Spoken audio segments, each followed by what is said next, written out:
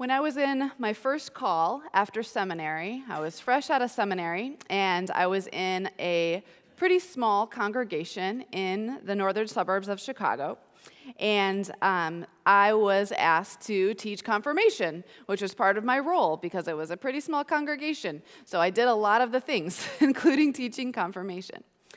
And fresh out of seminary, I was pretty excited about all the things that I had learned in seminary, all the different ways of looking at the Bible from different perspectives, analyzing the Bible using different tools and methods of analysis. And I wanted to share that with our kids in confirmation. So I came up with a curriculum where we read Bible stories from different lenses, and I made a set of glasses for each different lens we were going to use. So I had a pair of glasses that we would put on, and it said literary. And so that was the glasses that we would look at some days when we were looking at literary analysis. What genre is this book of the Bible? What is the structure of it? What is the placement of this story in the context of the arc of the whole book have to do with anything that helps bring meaning? So a literary analysis was one lens that we used. The next lens we used, I made some glasses, and across the top it said historical. And so we looked at the readings from a historical perspective. What was going on at the time that this was written? What was going on at the time that this was written, which is separate from what was going on in the setting of the story. You know, when you write something down, you might be telling a story about something that happened a long time ago. So there's the setting of the story, but there's also what's going on in the world right now when you're writing it down that's influencing who you are as a person and what you're trying to say through your story. So we looked at things from a historical perspective. Then we had a lens that said feminist, and we would read Bible sections from the perspective of feminist theology and feminist theologians. And then we had a lens that said liberation, and we would read passages from the perspective of liberation theology, which prioritizes the oppressed. Liberation theology originated in South America, and so it's reading scripture from the margins. And how does this sound to people who are in a different social location from us? And then the last one that we always did was a pair of glasses that said queer. And that one always was the most colorful one. And so then we would look at Bible stories from the perspective of queer theology and queer theory. And it would give me the opportunity to talk with the kids about these different forms of theology. So on Pride Sunday, I thought it would be appropriate to share a little bit of what I would share with those confirmation students about queer theology. First of all, queer theology begins with an assumption that gender nonconformity and gay and lesbian desire have always been present in human history from the beginning, and it is present in the Bible, both in the time that the Bible was written and in the settings that are being talked about in the Bible. That this kind of desire and this kind of way of being in the world has always been. It's not a new thing. We just haven't always had the glasses to see it. We haven't always had the lens to see it, and that's why we need that queer theology lens. So queer theology can be understood in a number of different ways. It can be understood as theology that is done by and for the LGBTQIA community. It can be theology that purposely opposes the cultural norms regarding gender and sexual orientation. It can be theology that challenges and deconstructs those norms. The purpose of queer theology is to give us a lens to see and hear the hidden voices and hidden perspectives that we haven't always had eyes to see.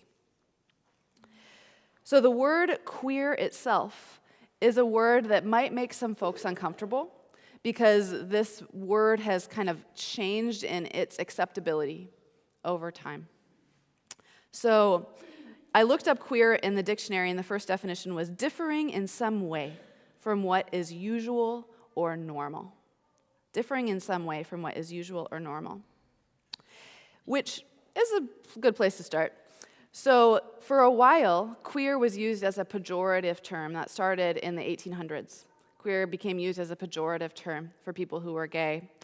And so for a while, people were not using that term. But in the 80s, that term started to get reclaimed, and people who were gay or lesbian or bisexual or transgender started to reclaim that word and own it for themselves and describe themselves that way. And so that word lost its power. It lost its sting in terms of using it to hurt someone. And it became a word of empowerment, a word that the community uses for themselves and invites others to use to describe themselves. So whether you are LGBTQ or not, you are invited to use the term queer as long as you're not using that in a pejorative way. So the meaning of queer is a bit flexible intentionally.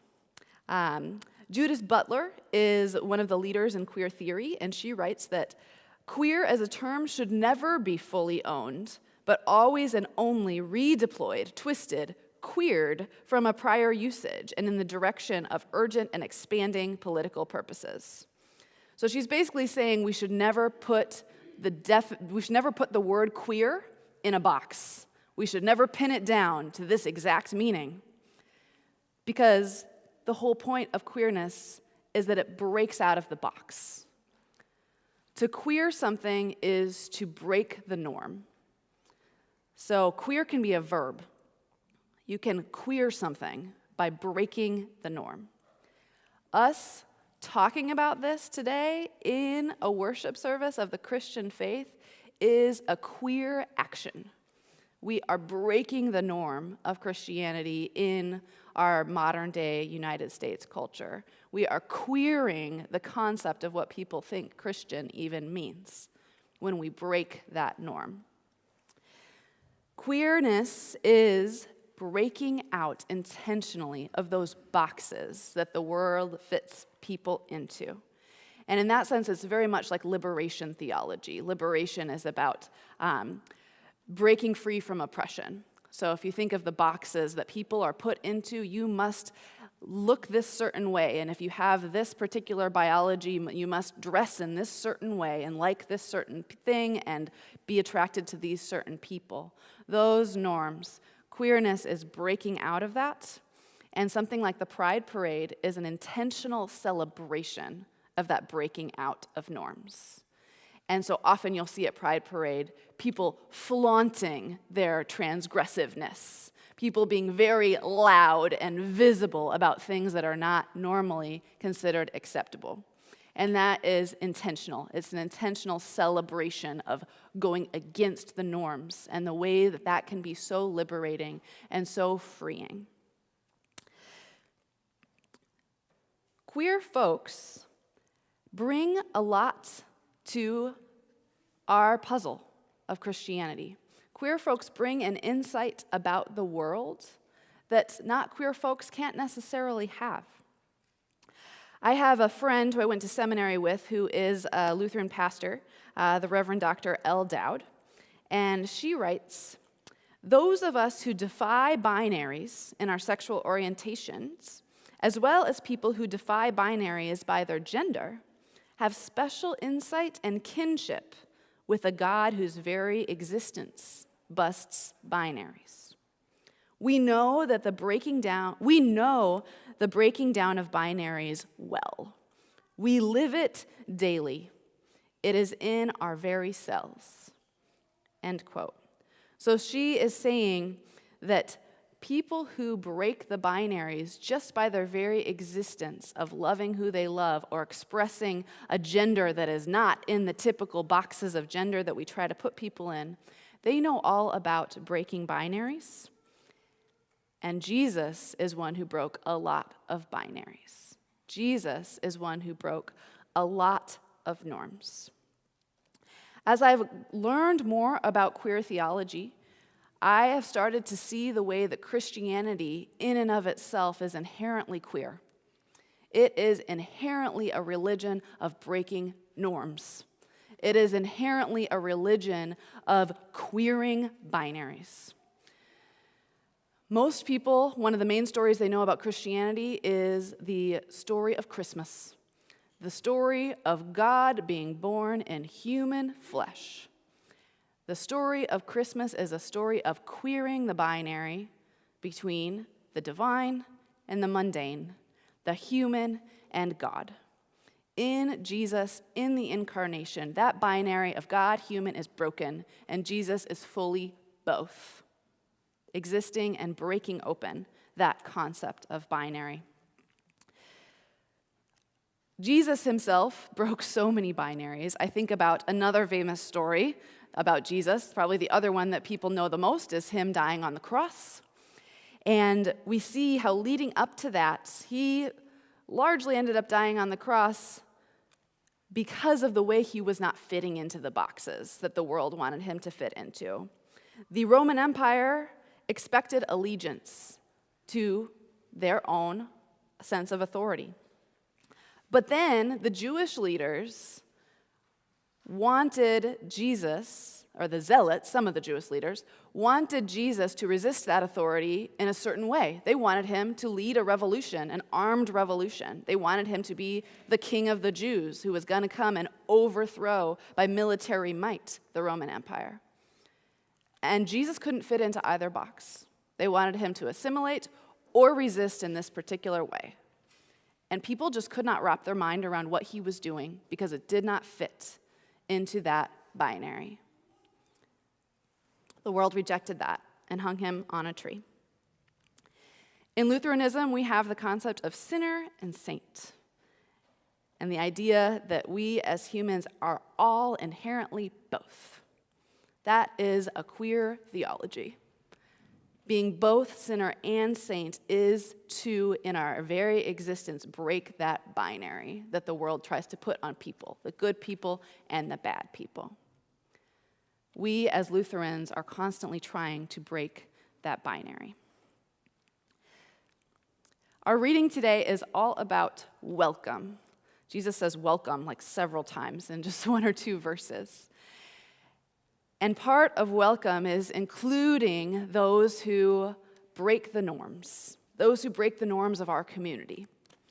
And when we invite those people in, if we actually let them to participate, if we actually let them put their piece into the puzzle, it changes things.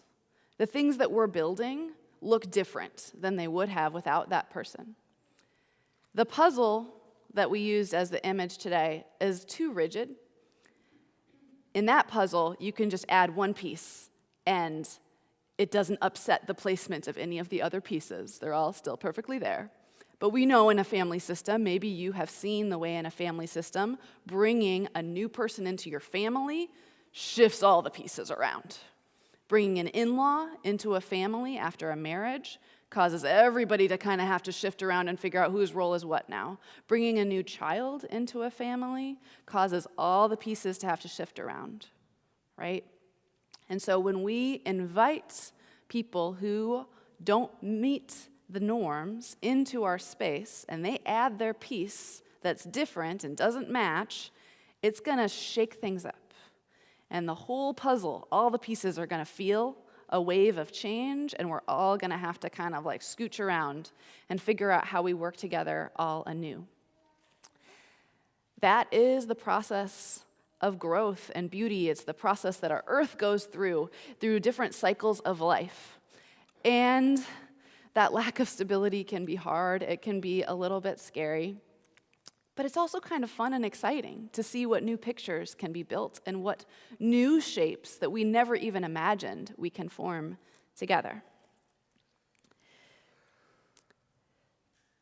The love that God gives us, I would also argue, is a queer love. Because in this world, we are invited to love and appreciate one another based on merit. You know, you appreciate someone for having done something, for having contributed something, for something about them that they have to give. Love is more of a reward for something that is of value. But in Lutheran theology, we believe in grace. We believe in unconditional love, and that is not really what the world practices. Unconditional love is very different from the norm of the way love operates in our world. And in that case, and in that sense, it breaks the norm. That love that God gives us in breaking the norm of having it not be about merit, that love is queer. It's queering our concept of what love is. It's expanding it and breaking it open. We are all beloved by God, and the way that we are beloved is queer. We're about to sing a hymn that we haven't sung before, by a queer musician. It's called Queerly Beloved, which of course is a play on words of dearly beloved. Queerly beloved. We are gathered here today. And this celebrates that queerness of Christianity that is inherent in our tradition that we often don't have the lens to see until we put on those glasses that say queer across the top and we start to see the way that God is breaking binaries all around, left and right, and we as Christians are invited into that work of breaking people out of the stereotypes, breaking them out of the places that the world tries to push them into. So let's share that beautiful love. Let's recognize the way that we are loved in the most queer way that has nothing to do with any merit of our own. And let's share that with our community. I invite you to stand and sing.